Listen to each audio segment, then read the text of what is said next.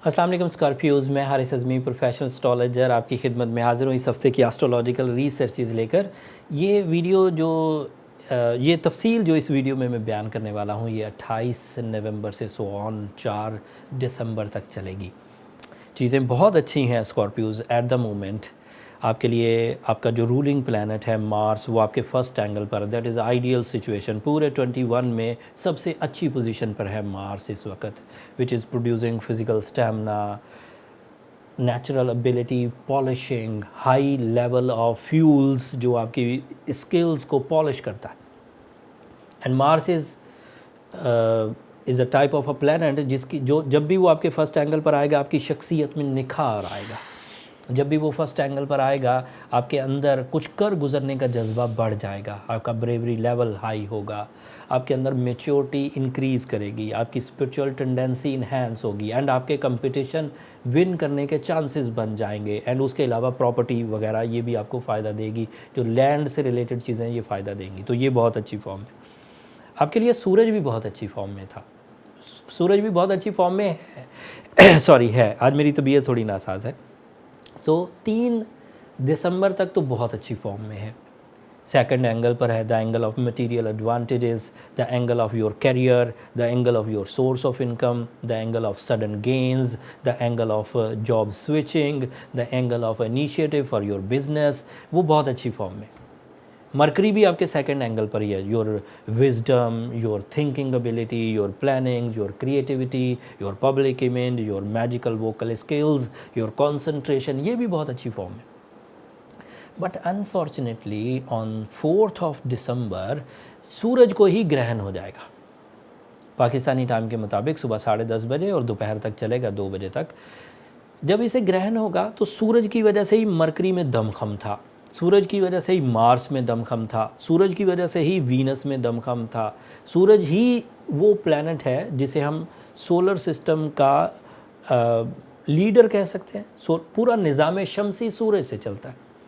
अब उसको ग्रहण होगा तो उस जिस एंगल पर उसके ग्रहण है, सेजिटेरियस एंगल पर, उससे उस साइड के पिछले जितने प्लैनेट्स होंगे उन सब की परफॉर्मेंसेस डल हो जाएंगी फॉर 3 आवर्स, बट उसका इम्पैक्ट 10 डेज़ तक रहेगा।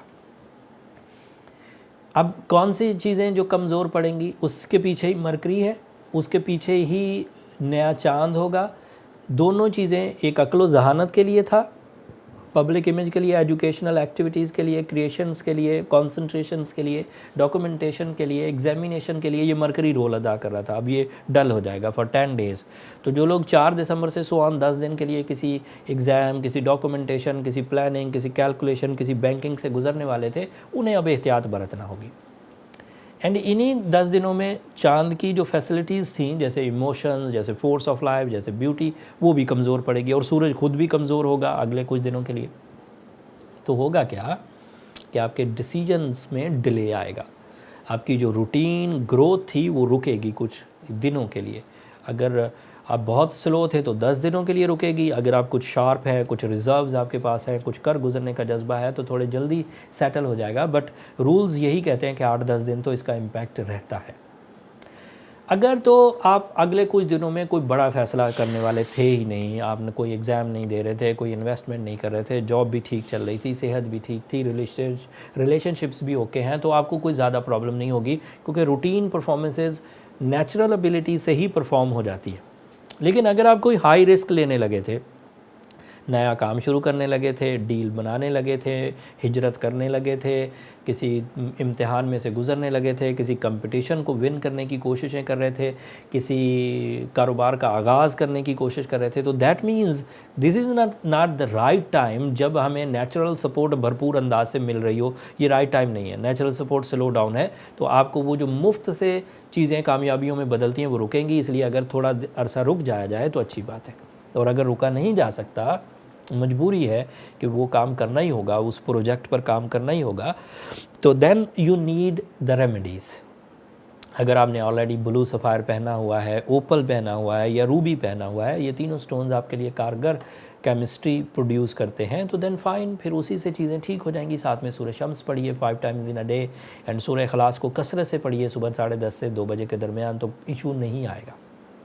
और अगर ये चीज़ें आप कर चुके हैं ऑलरेडी, आपने किया हुआ है और फिर भी प्रॉब्लम्स आए, तो फिर आपको इससे नेक्स्ट स्टेप की तरफ जाना होगा। मैं हमेशा ही कहता हूँ, अगर आपको सिवियर टाइप ऑफ ट्रीटमेंट की तरफ जाना है तो फिर आपको पर्सनल डायग्नोसिस की तरफ जाना चाहिए। नंबर ये नीचे चलते रहते हैं, इन पर रब्ता करके आप अपनी पर्सनल डायग्नोसिस के लिए टाइम ले सकते हैं।